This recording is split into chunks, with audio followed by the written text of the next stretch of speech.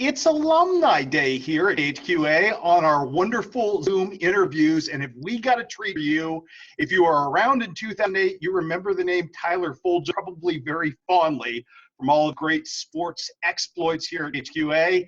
He has gone on to much bigger and better things. We are super proud of him. And if you partake of CM Sports and the great podcast, Sauce and Shram, he is now Shram you, Tyler Jacobs. And man, does he do a great job. It is fantastic to have Tyler with us. Tyler, how's it going? How's the new gig? How are you doing out in Chicago today? Yeah, I love Chicago. It's obviously a great city to live in and doer like you. I am a foodie, so it was great to get to a city like this, not just because of the sports and the opportunity here at Stadium, but because of the lifestyle you can live and the food and drink I can experience. Been here since 2013, been 6 years, hope to stay here for a long time, obviously with my Midwest roots, working in Quincy, going to school and working in Columbia, Missouri, and then, of course, being from St. Louis. I want to stay here as long as I can. Met some great friends, a lot of great colleagues in the industry who I still work with, who've moved on to bigger and better things as well. So it's been some of the best years of my life, along with the 16 months I spent with you in Quincy, the last 6 I spent here in Chicago.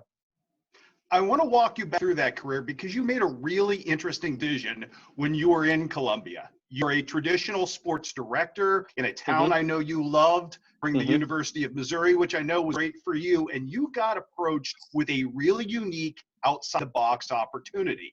And it has worked out boffo for you. But at the time, there's inherent risk in that, Tyler. Looking back now, do you kind of see how charmed this is in and how much of your hard work is paid off in this really great setup you and Dave have going? Yeah, it was something I've obviously had as a goal of mine since I went to school and got my first job at KHQA with you, Chris, and went back to Mizzou and KMIZ working in Columbia. As I wanted to be on a national network. I wanted to be on a network that had tentacles that covered coast to coast, that covered leagues, that covered every team in every league, because that I always envisioned being the ESPN Sports Center anchor like most of us who get into this business. But as I got older and learned about, the business side and the politics of the business, I found this tremendous opportunity in 2013 to get in on the ground floor as one of these signature talents, or one of the first talents with a startup, all digital national sports network. And to me, that was appealing because I looked at it as the opportunity for me to be a Bob Lee, to be a Chris Berman, to be one of those signature anchors that is with a network that starts small and could potentially grow into something as big as ESPN or Fox Sports, what have you. So that's the way I looked at this opportunity. And it was risk because obviously it was something that was new, and working for a digital, non-traditional or non-cable or non-satellite or non-legacy network type of sports network there's always some kind of trepidation in that because it might not work out. It might not catch on. And we certainly had our difficulties, trials, and tribulations as we've tried to grow into something that is, top of mind for those people as a competitor to ESPN. And we have added over-the-air platforms now through digital antenna and our partnership now with Sinclair. So we have blended some of the new school and some of the old school to try and create a truly unique package and platform for people to consume sports. And I want to stay along as long as I can because, in this business, you're one of the rare ones who's had that kind of security, being in a place for a long time where people love you, the viewers love you, the people you work with love, and that's security. And security is a fleeting word in this business because it's so competitive and there's always someone coming to try and take your job, pardon me. So that's what I looked at this opportunity as when I took it 6 years ago, and I'm still hanging on for dear life, hopefully for 6 to 12 more years after this. You look at what you do, Tyler, and you were given a very big canvas, which is totally to your strengths, because it's not just about sports, pop culture, it's food. We had talked about you doing a food blog. You were here in Quincy at the time. Now you get that opportunity. I think it speaks to what you wanted to do. This vision isn't like a whole lot of visions in this industry. Yeah, I just wanted to combine a passion. I really haven't, I think, to this point, really nailed combining sports and food, but it's always been something that you, other colleagues and mentors, my family and friends have told me, dude, you got it. You got the personality to be, a sportscaster. Bring that to food as well. You love food, and somehow mesh those. And I've toyed with it here in Chicago, and of course the proliferation of social media over the past few years, whether it be Facebook, Twitter, Instagram, and now you have things like Twitch and YouTube is as big as anything in the world. There's all these platforms and outlets for other passions besides your job. And my passion and job is sports. But I've had the great opportunity to toy with a few treatments here, toy with a few projects in terms of going to steakhouses with Roy Robertson Harris, a defensive lineman for the Bears, and produce some content. Going to Urban Belly, one of the great noodle shops here in Chicago, run by Bill Kim, with Chandler Hutchison, a youngster with the Chicago Bulls, and produce some content. And I'm always going to be open to exploring those opportunities and ideas, because if you follow me on Twitter or on Instagram at Tyler Jacobs IG, shameless plug, you know that it's really not a lot of sports. It's mostly food and my friends and my travels and things that I do outside of work. So hopefully I can keep that momentum going and find in the future something that really does pop off. I think it speaks well of what you and Dave done, that you have such great loyal followers. And I saw the really moving post yesterday on Twitter from the young man with autism who shouted out you guys for making him feel respected and included. And that's to warm your heart, because I know at the heart of this, ever since you were little, one of the things you wanted to be was somebody that touched people. You touched on it with our interview here, that you wanted to be more than just a sports talking head. Do you feel like that's resonating, and just how close to the vision is that for you, Tyler? Yeah, honestly, it's been breathtaking. It's been dumbfounding, Dewar. I felt it when I worked with you and Quincy in the tri-state area, the impact you had on families and children there, the student athletes, by showcasing them, telling their stories, and providing a platform for them to, better their lives. If there was a college coach who may not know about someone from Carthage, Illinois, you put them on your news, and you gave those coaches around the country an opportunity for them to see those athletes and maybe get them a scholarship at the next level. And I don't know if I'm making quite that impact, but that resonated with me. I've been fortunate to work with not just great talents, but great people. And you certainly chief among that, whether it be at KHQA, at KMIZ, or here at Stadium. And Dave Ross, our buddy Sauce, he's another one of those, just a good guy, an Army veteran. He served in the Gulf War, was in the Marines, and like me, he's just been a bachelor his whole professional life. He's much older than me. He's closer to your age bracket there, Dewar. Sorry. Ouch. He's still got his wonderful lush hair too as well, but I definitely goad him about being the boomer to my millennial, so to speak. And we have that great rapport, and we're just real with each other. We can rib each other. We can give each other what, but even when we argue like Stephen A. and Skip on air or in the green room, it's never personal. We're just adamant and, defensive about our sports opinions and takes, like we're sitting in the barbershop. And that's what's great about our relationship. And I think that's what resonated with the fans. So whether it be Brandon with autism, whether it be our good friend Cassie Rogers, who deals with depression and bipolarism, whether it be Gert, our 70-something-year-old single grandma geriatric who watches our show with her Peanut, her little pup, I'm just glad that people enjoyed us, that invited us into their living room, invited us onto their screen, and allowed us to be a part of their day-to-day for an hour. Because without them engaging in the show, without them creating their own characters, so to speak, to be a part of the Sauce and Tram podcast or the Sauce and Tram show, our show wouldn't have been anything. It just would have been two morons yelling at each other on air and making fun of each other. So it really is the viewers that made our show great and made it so proud for me to be a part of it. Maybe the proudest thing I've been a part of professionally in my life. And I'm just so grateful that people liked us and enjoy hearing what we had to say. So I thank all of them for allowing us to be a part of their lives. You can't fake chemistry in your business, particularly your business, because you're doing more than just being a one-dimensional, talking sports head. That really has been a godsend that you found the right guy in Dave, hasn't it? Yeah, it really has. And, I've been fortunate, again, wherever I have worked, I've had people that, are just, when the camera's off, we can go out and have a beer. We can go out and, go to the White Sox game or the Cubs game. If it was you and I, Dewar, we could go have a beer. We would go watch a football game, even if we didn't have to be there for work. We just had similar interests. We have similar personalities. We don't take ourselves too seriously. We're able to self-deprecate. We're able to rib others, give and take as well. So when you develop that over the 16 months that we spent together, when you develop that over the 6 years that Dave and I have spent together, and most of that is off camera when we're just sitting in the green room between shows, watching NBA, NHL, Major League Baseball, or National Football League, and BSing about our historical arguments, our favorite moments, all those type of things. It naturally and organically develops that chemistry that you can take on air. And so when the red light does turn on and you have to go, it's not fake. it's just like you're sitting there in the green room and having the arguments. It's real, it's organic, and people can tell that it's not contrived between you and I, between Dave and I. It's a real friendship, and I think that really does resonate with people when they watch through their screen. They feel like they are at the bar with you, with a couple of Bud Lights in front of you, just having a conversation about whatever the case may be. Let's rapid fire with you. It could feel like it was doing us all a disservice if I didn't. First of all, I don't have to remind you that last week was supposed to be the Masters, one of your very favorite things in the entire world, led by perhaps your favorite person this year in the entire sporting world. What did you do absent Tiger last week? I played a lot of PS4. As I told you, I've spent most of my quarantine time, unfortunately, not keeping it tight and svelte.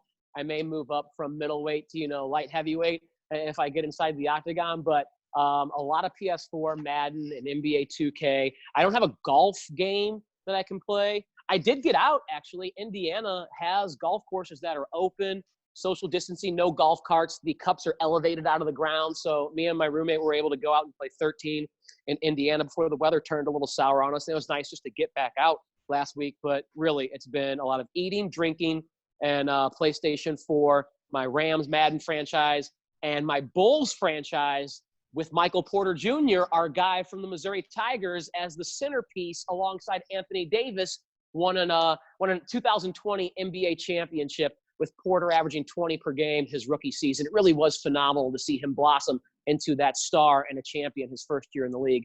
Hopefully Mike Malone starts giving him playing time whenever the NBA season resumes, because they're going to need him to get through that West. Very nicely done, and why am I not surprised by any of it at all? Oh, wait, I forgot. This is supposed to be rapid fire. I went way too long on that. So your PS4, that's it. That's what I was doing. You're good.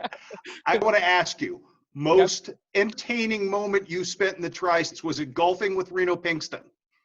Absolutely. Reno's a gem.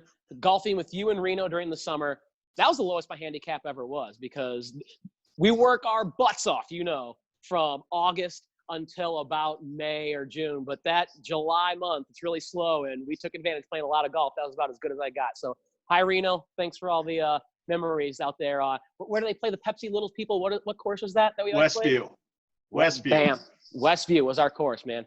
Shout out to Reno. Talk to me a little bit about, just from your standpoint, what you remember of your 16 months here. Did you have a favorite story that you, Tyler, when you were here? Yeah, I think my favorite story, because what I tell people I got most from my time at KHQA was the just relentless work ethic that you taught me. And that's what it takes in the tri-state area. There is a massive area you have to cover. And you're not just covering, like, even in Chicago, where there's, two baseball teams, there's a football team, there's basketball, you're covering hundreds of schools, literally hundreds of schools in the tri-state area. So my favorite story has to do with, and it just illustrates the work ethic I learned from you and working at KHQA. I woke up, I think I set my alarm for about 3 or 4 in the morning. I believe it was a Saturday, and I had to drive to Bourbonnais, Illinois in the morning to cover, I believe his name was a wide receiver who played at Missouri Rolla. He was from Carthage, I believe, and had a little cup of coffee in a training camp with the Chicago Bears. And I went to a practice, got sound bites with him. So it's a 4.5, 5-hour drive from Quincy to Bourbonnais. Stayed there for the 1.5, 2 hours, got sound bites, drove back to Quincy and got into Quincy around 4 or 5 and had to turn over some sound bites in a package for the 6 news and a package for the 10 news. But there was still stuff to cover after 6 o'clock out in the tri-state area. So after spending 12 hours working a full day, I went out and I think got a volleyball game or something I got in the evening to come back for highlights for the 10. So it was like a 16, 20-hour day. Didn't complain because I loved doing it, but it really was the essence of what you do. And I'm sure many other who followed me and many before me had to do many days like that, working for Dr. Dewar, the evil genius, getting every single story possible from the tri-state area. That's the one I remember most because it just kind of exemplifies what I valued most, the lessons I learned while working at KHQA. Your service was appreciated, obviously, and Ashton Gronwald, who you covered. Ashton Gronwald. I'm appreciated that as well. I know we're getting all of the Stadium Sports updates on our airwaves right now about the NFL draft, and I know that's something that you love and spend a lot of time and devote to. Give me your favorite sleeper in this draft, Tyler. Yeah, I'm actually in the office right now working on some content for Stadium for the NFL draft. I got a first round mock that will come out. We have a draft special that will be released this Thursday on our airwaves. I'm going to release some social videos on Twitter and Instagram and the like. This is obviously a massively deep class when it comes to wide receiver. So I think you can get a starter, maybe a Pro Bowl caliber player in day 2 or day 3. But I'll give a sleeper that we kind of have, some connection to, and we'll pull out our heartstrings. Defensive lineman Jordan Elliott from Mizzou.